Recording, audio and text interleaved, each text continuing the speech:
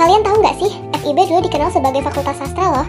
Fakultas Ilmu Budaya merupakan fakultas ke-8 di Unpad, dan pada awal berdirinya memiliki 4 jurusan program sarjana, yaitu Bahasa dan Sastra Indonesia dan Sunda, Bahasa dan Sastra Inggris, Sejarah, serta Bahasa dan Sastra Prancis.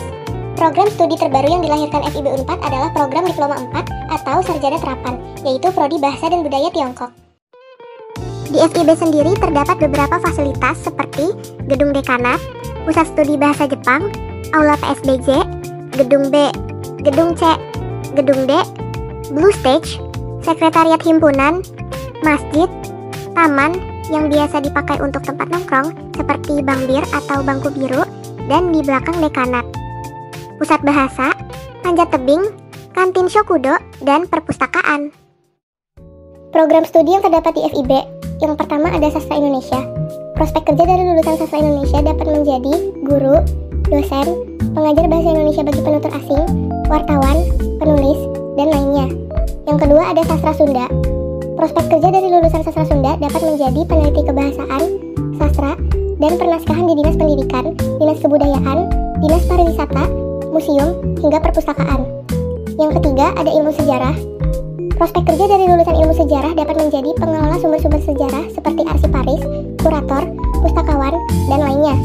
Yang keempat ada Sastra Inggris. Prospek kerja dari lulusan Sastra Inggris dapat menjadi language assistant sebagai copywriter, translator, interpreter di bidang jurnalistik sebagai editor dan wartawan, di bidang pengajaran seperti pengajar bahasa Inggris di bidang formal maupun non-formal, dan lainnya. Yang kelima ada Sastra Rusia. Prospek kerja dari lulusan Sastra Rusia dapat menjadi kerja di pemerintahan maupun di bidang swasta seperti TNI, diplomat negara-negara kawasan Rusia, menjadi reporter, penulis berita, editor di media massa cetak, dan lainnya.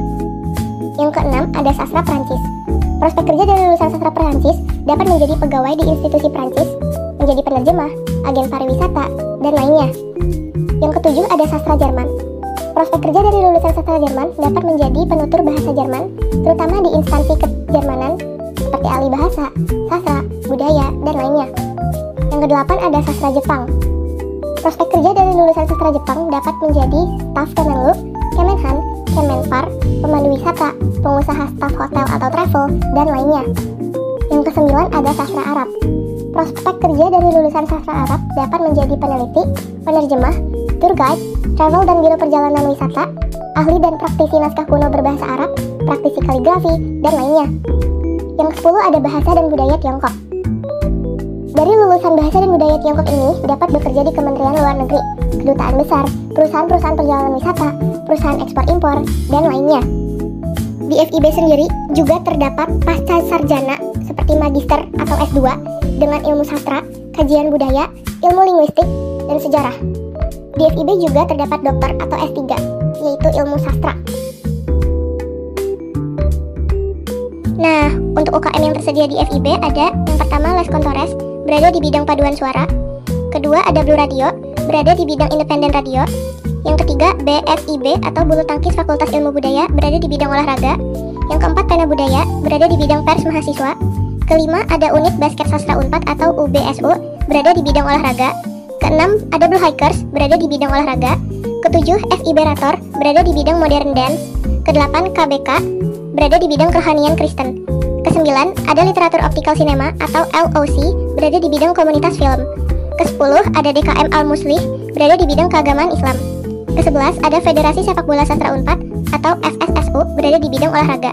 Ke-12 Saman Sastra, berada di bidang komunitas tari tradisional.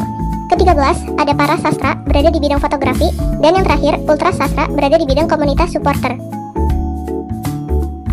Halo Kak, aku mau nanya-nanya nih soal FIB, mau nggak? Boleh. Pertama-tama perkenalkan nama, jurusan, sama angkatan berapa nih? Halo, sebelumnya perkenalkan, aku Dara Permata. Aku dari program studi Sastra Inggris angkatan 2023. Aku pertanyaan pertama nih, pengalaman apa yang paling memorable selama kuliah di FIB? Wah, kalau bagi aku sih yang paling memorable itu sejauh ini opera budaya sama Gates sih, soalnya di situ bisa bonding sama teman-teman yang lain. Betul banget sih. Terus kakak punya nggak rekomendasi menu di Shokudo? Waduh, aku pribadi tuh suka banget kalau ke Shokudo, aku selalu pesen nasi goreng katsu. Mungkin ini terlalu basic ya, tapi aku suka banget sama nasi goreng katsu. Kemudian perasaan kakak waktu keterima di FIB gimana sih? Wah, karena FIB Unpad itu emang pilihan satu SNBT aku. Pas keterima tuh aku langsung kayak alhamdulillah ya Allah, aku bisa like a dream come true gitu loh. Wow. Hal unik apa yang cuman ada di FIB menurut kakak? PSBJ Shokudo itu tidak bisa kalian temukan di fakultas lain, cuman di FIB bisa merasakan suasana macam Ghibli. Oh iya, macam Ghibli, oke. Terakhir nih kak, satu kata buat FIB. Buat FIB, pikir dulu bentar aja. Boleh. Sukses terus deh buat FIB. Aku nggak kebayang satu kata apa ya. Halo Kak, selamat sore.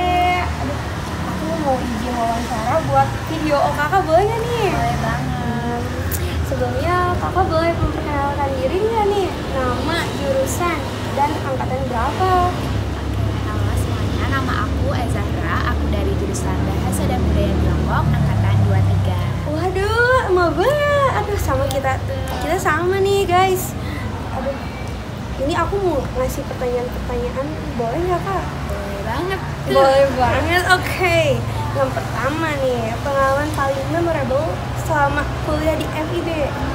Pengalaman paling memorable sebagai maba, aku sih pas ospek opera budaya di FIB itu menurut aku acaranya seru banget dan ketemu teman-teman yang baru.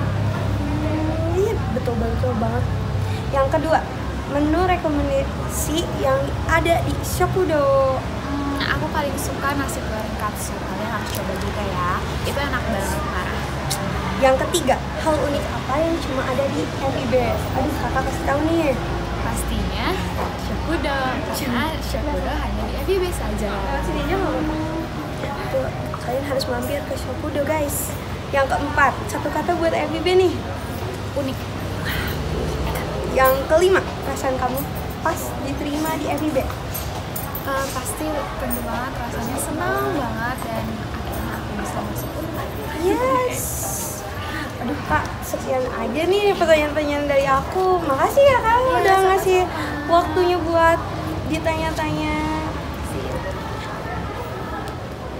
Semuanya. Halo. Izin wawancara ya. Boleh.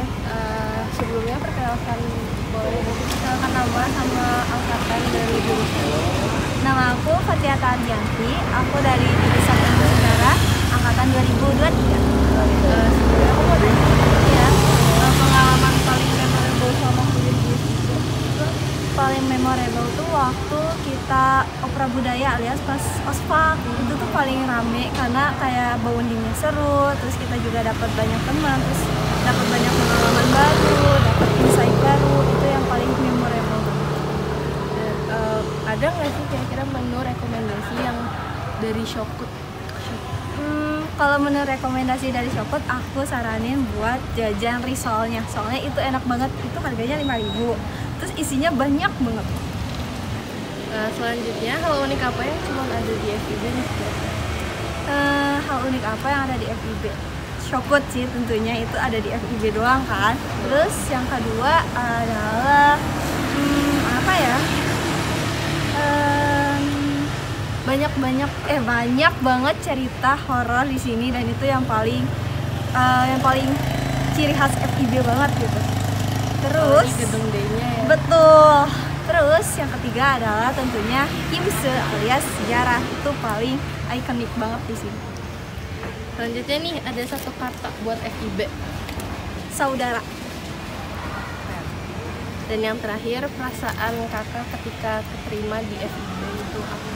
Perasaannya senang banget, apalagi pas tahu teman-temannya ternyata bisa berbaur satu sama lain, terus kayak nganggap satu sama lainnya itu saudara, jadi kayak seneng aja gitu. Emang udah dari pertama mau masuk FIB, terus pas keterima ternyata lingkungannya adalah lingkungan yang merangkul aku banget, jadi seneng banget. Iya, Sayang banget pertanyaan udah selesai. Iya. Makasih banyak ya untuk iya, wawancaranya. kembali kasih. Dadah. Terima kasih sudah menonton. Sampai jumpa semuanya. Kami tunggu di Prabu 2024.